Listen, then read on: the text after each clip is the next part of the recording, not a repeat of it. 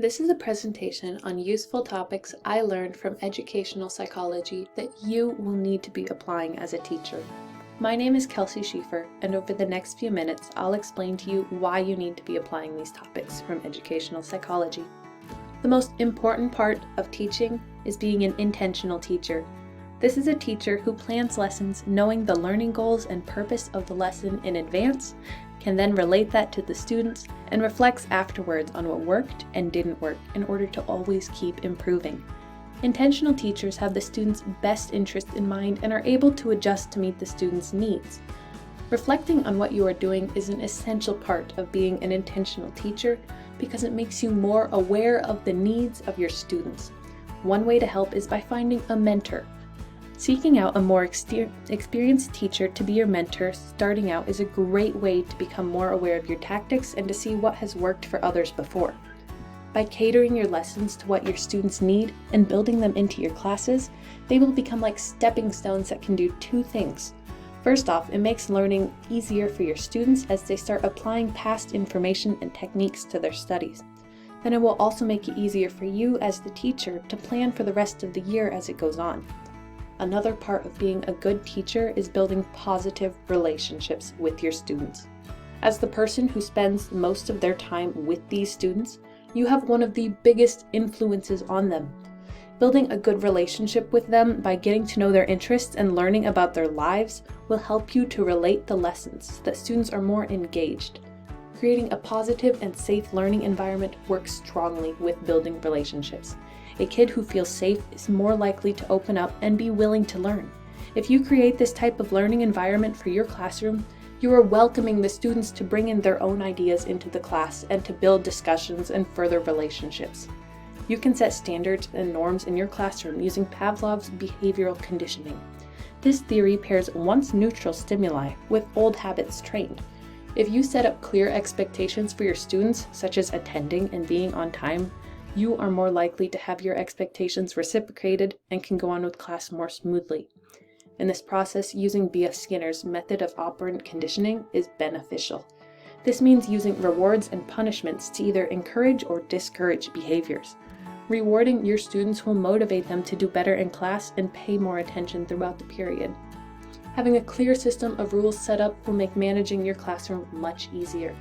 Your students will come in knowing what to expect and what they should be working on.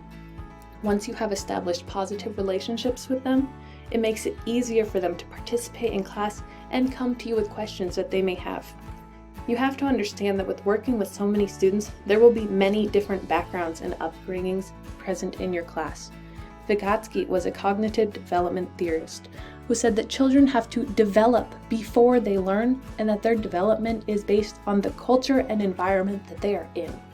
This is known as the sociocultural theory. Your students are learning by working with each other and sharing their own knowledge and experiences. While you are the more knowledgeable other, that does not limit students from helping each other out and also being more knowledgeable others for one another. Incorporating this cognitive development theory into your classroom will encourage your students to interact more with the lessons and their peers. This will bring new ideas and perspectives into the classroom for a more personalized learning experience. In order to do this, though, you will need to understand and learn your students' zones of proximal development. A person's ZPD is the level at which they are at, that they can learn the information but will need some help. This is like a ladder that shows students what information is too easy and where they can work on their own. If you go up a few steps, you hit their ZPD. Going up too high with difficult information will cause their brains to go into fight, flight, or freeze. If we hit that, the students are no longer paying attention because it's too difficult for them to learn and understand. Scaffolding or modifying lessons to adjust to the students' needs will help them learn and adjust to continue up the ladder. While you are planning and scaffolding lessons, it is important to keep in mind how you are going to help your students learn and remember the information. Our brains take in information through the information processing model, which pretty much sorts through all the information we take in and decides whether or not to chuck it, temporarily store it, or file it away more permanently. There's this thing called the recency effect that says your students will remember the first and last things that they learned in a class.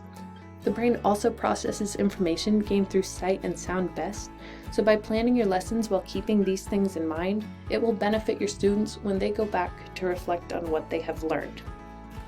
If we think of their learning and memory like a map, we can try and build connections with what we have previously learned. These connections are synapses in the brain.